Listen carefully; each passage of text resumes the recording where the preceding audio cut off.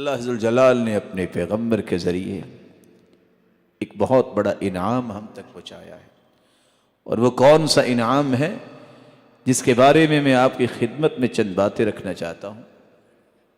یہ ایمان کی لذت اور مٹھاس اور حلاوت یہ نصیب کس شخص کو ہوتی ہے؟ کھانا انسان کی جسمانی ضرورت ہے، کھانا اور پینا یہ جسم کی غذا ہے۔ اللہ کی طرف سے نازل شدہ وحی قرآن و حدیث یہ روح کی غذا ہے۔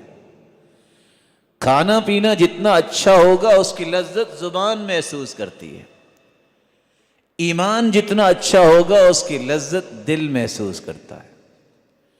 انسان جسمانی طور پر بیمار ہو جائے، اچھے سے اچھا کھانا بھی اس کے سامنے رکھ دے اسے کڑوا لگتا ہے۔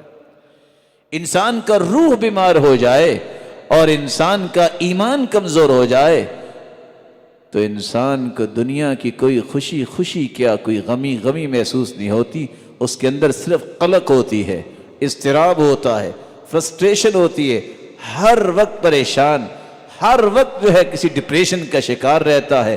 سبب کیا ہے؟ یہ بیچارہ ایمانی طور پہ دیوالیہ ہو چکا۔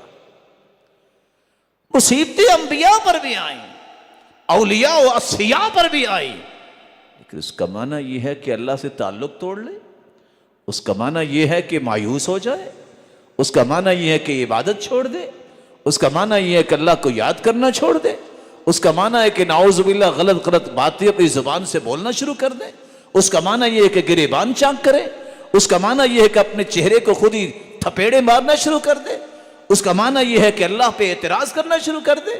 نہیں، ایمان کا معنی یہ ہے کہ کہا جائے کل لن یصیبنا الا ما کتب اللہ لنا هو مولانا، جو بھی حالات پیش آئیں گے وہ میرے رب نے فیصلہ کیا ہے، اور اللہ ذوالجلال ہمارا مولا ہے، وہی ہمارا مالک ہے، اس کے فیصلے پہ ہم راضی ہیں۔ لذتی و راحتی فیما قدر علی، میری زندگی کی اصل لذت و حلاوت اور مٹھاس یہ ہے میرے رب نے جو فیصلہ کیا ہے وہ بالکل ٹھیک کیا ہے، میں اس پہ راضی ہوں۔